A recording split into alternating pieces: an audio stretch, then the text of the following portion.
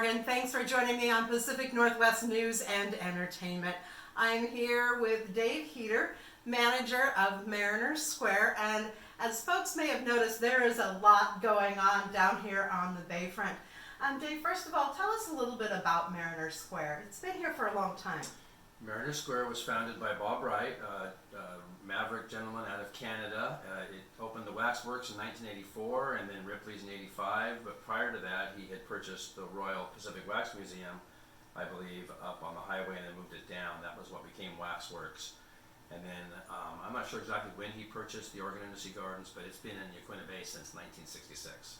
So a long time and a lot of memories from... Lots and lots of people have walked through the doors. All three places have created lots of memories. A lot of folks have grown up coming here. Even myself, I've lived here over 20 years. Yep. Mm-hmm. And I've got pictures of myself and my dad standing in front of the Undersea Gardens with my sister, shortly after it opened. So a lot of memories. So what's going to happen now? There's tons of questions. Yeah, so you talk about memories. We posted our announcement on our Facebook page, and we've had over 500,000 contacts so far. So we were even a little bit surprised by the stretch of Oregon Undersea Gardens. Shouldn't have been having it be here for so long. But anyway, so we're going to decommission the ship. All of the fish are going to be handled in the most humane way possible. We're working with the Oregon Department of Fish and Wildlife, the Oregon Coast Aquarium, and various other fish pathologists from Hatfield and stuff to make sure that all the fish get replaced in a proper way. So once that's over, and that should happen in the next month or so, once that happens, then the barge will be shut down completely. The gift shop will run until October 11th, and then once we get into the water work window, which I believe is November, right? Starts in November, runs through February.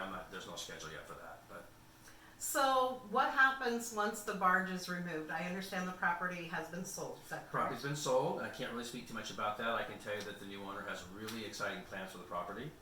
Hopefully they will be able to accomplish their goal. And if they do, it'll be really good for the Bayfront and good for all of us. It's a good project. And I understand it's keeping with the theme of the fishing community on the Bayfront. My understanding is going to be a nice combination of tourism and the small boat fishing community, especially, I think is what their appeal is for. There's going to be like a viewing area. Similar to Lazio's for those of us that were here in the 70s before Lazio's closed. And so what's going to happen with Waxworks and Ripley's? You're doing some construction? Yeah, so we haven't had a major remodel since we opened in 84, 85. So we're basically going to gut Ripley's. We're going to put all the pieces in storage or send them back to Ripley's in Florida.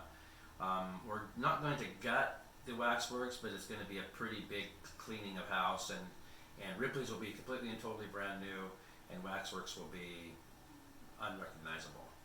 That's exciting. It is very exciting. So tell us a little bit about working with Ripley's. Do you get new displays in all the time from them? We haven't in the past been real good at moving displays in and out. Ripley's themselves has a much better system now, and we're much more mature with them as franchisees. So what you see when we first open will just be the beginning of what will be a continual changing of exhibits. Many of the exhibits, of course, will stay for a long time because they're part of the Ripley's family plan. But for example, we plan on having nice big pieces of art outside once the remodel is over, Ripley's pieces, and those will change either quarterly or bi-yearly, something like that. So it won't be as stagnant as it has been in the past for sure. It's going to be really exciting. And let's talk about the building itself. It's been here for a long time. It's absolutely beautiful. You've done some renovations of that over time. You've got the natural trees, the restaurant, the gift shop, things downstairs. Are those things going to continue? Yeah, everybody asks about the trees. So the trees are going to stay. They're healthy and they are important to the property. They're iconic, I should say, to the Bayfront. The building's going to stay in pretty much the same shape it is. It's going to be completely resided. It'll be painted. Many of the roof lines are going to be changed. So it won't look like the same building, but it's basically going to be the same design. We'll still have parking on top and parking to the west. So. All right.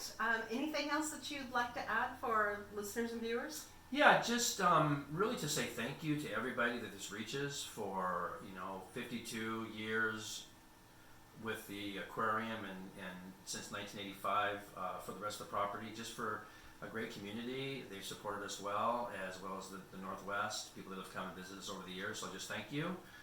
Come see us again for the very first time next year because it's going to be pretty exciting. We're adding a few surprises that don't currently exist on the property that's going to be kind of fun.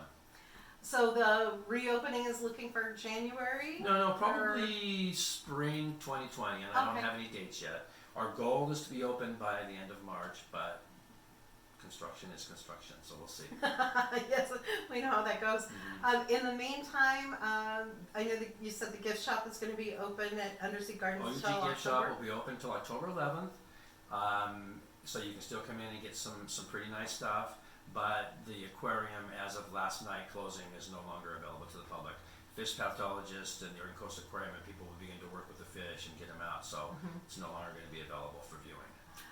What about here at, will the gift shop be open here? No, the gift shop here is completely closed. This side of the building, as a matter of fact, in a couple days, when you drive by, you'll see fencing all around the property, all around the parking lot, so that the construction companies can set up and get ready to go. They'll probably be heavy at it next week.